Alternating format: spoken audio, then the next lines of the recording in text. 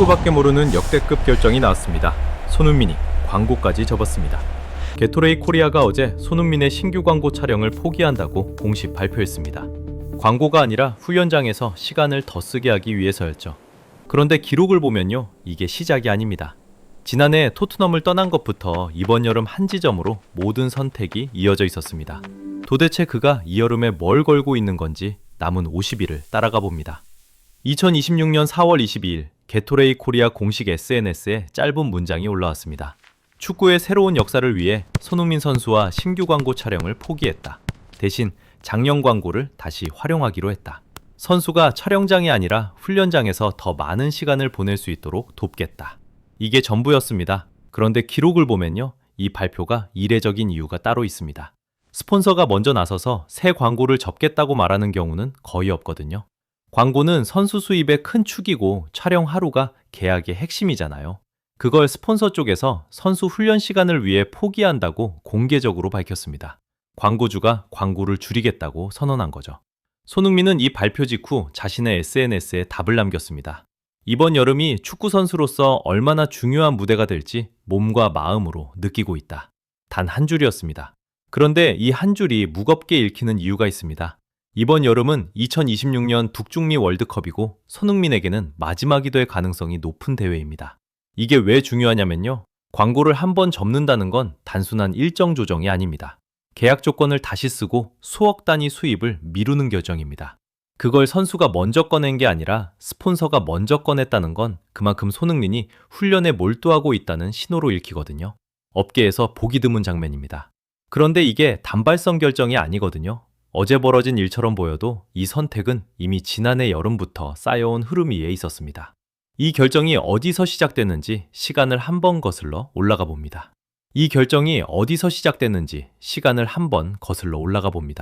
2025년 8월 6일 토트넘 호스퍼 공식 사이트에 한 장의 발표문이 올라옵니다. 손흥민, 로스앤젤레스 FC로 이적. 단 몇 줄짜리 공지였지만 이 문장이 의미하는 무게는 달랐습니다. 2015년 여름에 입단해서 꼬박 10년입니다. 한 선수가 한 팀에서 10년을 머물렀다는 건 요즘 축구에서는 거의 찾아보기 어려운 장면이거든요. 10년 다닌 직장을 떠나는 일, 그 자체로도 쉬운 결정은 아닙니다.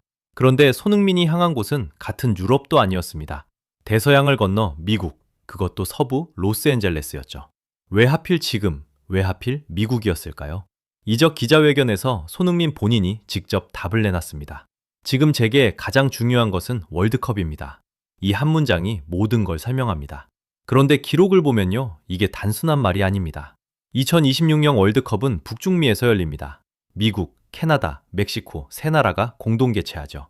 한국의 조별리그 경기는 전부 멕시코에서 열리고요. LAFC는 미국 서부 로스앤젤레스 팀입니다. 멕시코와 바로 국경 하나를 맞대고 있죠. 다시 말해 시차 적응이 이미 끝나 있는 선수와 유럽에서 막 날아온 선수는 월드컵 첫 경기 컨디션이 같을 수가 없다는 얘기입니다. 이동거리, 기후, 경기 환경, 이 모든 게 월드컵을 앞둔 선수에게는 변수이자 비용이거든요. 손흥민은 그 비용을 1년 먼저 치르기로 한 겁니다. 계약 조건을 보면 이 판단이 더 뚜렷해집니다. 기본 계약은 2027년까지, 여기에 2028년, 2029년 연장 옵션까지 붙어 있습니다. 기본 계약의 마지막 해가 월드컵 다음 해입니다. 설계 자체가 2026년 여름을 중심에 놓고 짜여 있었다는 얘기죠.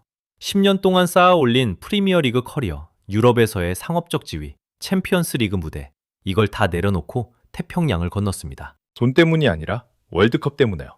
그런데 여기서 충격적인 게 이적 후 그의 플레이 스타일까지 바뀌었거든요. LAFC에서 지금 손흥민이 어떤 모습인지 숫자로 보여드립니다. 그럼 LAFC에서 손흥민은 지금 어떤 모습일까요? 감정이 아니라 숫자로 보여드리겠습니다. 2025-2026 시즌 손흥민의 공식전 기록은 2골 12도움입니다. 얼핏 보면 득점이 적어 보이실 수도 있어요. 그런데 기록을 보면요, 이 숫자의 무게는 전혀 다릅니다. 도움이 득점의 6배거든요. MLS 리그만 따로 떼어보면 더 선명해집니다. 리그 득점은 0, 도움은 7입니다. 그리고 이 7개는 MLS 리그 도움 부문 단독 선두예요. 리그에서 골은 한 골도 없는데 도움으로만 전체 1위에 올라와 있는 겁니다. 그런데 여기서 충격적인 게 올해 4월 5일 올랜도 시티전이에요. 이날 손흥민은 전반 45분 동안 혼자 4도움을 기록합니다. 팀은 6대0 대승을 거뒀고요. 한 선수가 전반전 하나에서 팀 득점의 대부분을 깔아준 거예요. 외신도 이 경기를 MLS 역사에 남을 전반전 하나라고 평가했습니다. 북중미 대륙 최강 클럽전인 콩카카프 챔피언스컵에서도 흐름은 비슷합니다. 결정적인 상황마다 연결고리 역할로 경기를 풀어냈어요. 그러니까 지금 손흥민은 자기가 마지막에 찔러넣는 선수에서 공격 전체를 설계하는 선수로 바뀌어 있습니다. 이선과 최전방 사이를 오가면서 팀의 공격을 깔아주는 역할이요. 토트넘 시절의 손흥민을 떠올리면 꽤 낯선 모습일 수 있어요. 그리고 이 변화가 대표팀에서 의미가 큽니다. 혼자 해결하는 선수가 아니라 팀을 움직이는 선수로 진화하고 있다는 뜻이거든요. 월드컵은 결국 팀의 싸움이잖아요.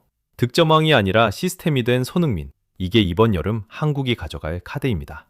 그러니까 단순히 광고를 포기한 게 아니라요. 포기한 시간만큼 지표가 올라오고 있다는 겁니다. 이제 남은 시간은 50일. 그 안에 뭐가 기다리고 있는지 정리해봅니다.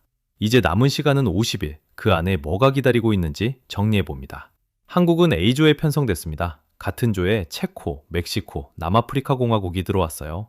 첫 경기는 6월 12일 체코전입니다. 장소는 과달라하라, 에스타디오 아크론이죠. 두 번째 경기는 6월 19일 멕시코전. 이 경기도 과달라하라에서 열립니다. 그리고 마지막 3차전은 6월 25일 남아공전. 장소만 몬테레이로 바뀝니다.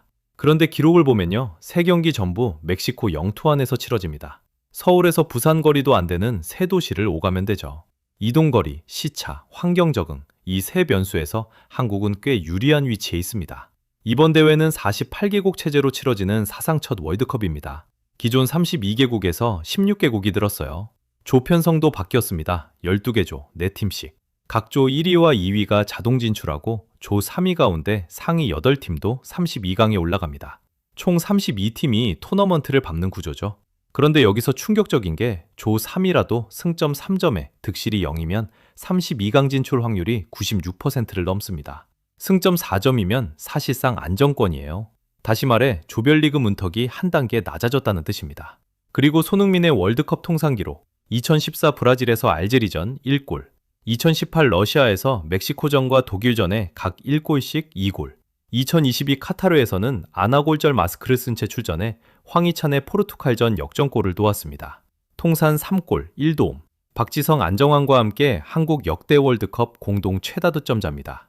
50일이라는 숫자 가볍지 않습니다. 정리하면 이렇습니다. 어제 발표된 광고 포기는 단발성 결정이 아니었어요. 2025년 8월 10년을 머물렀던 토트넘을 떠난 순간부터 모든 선택이 한 지점을 향하고 있었습니다. 북중미 이적, 도우망 행진, 그리고 광고 포기까지.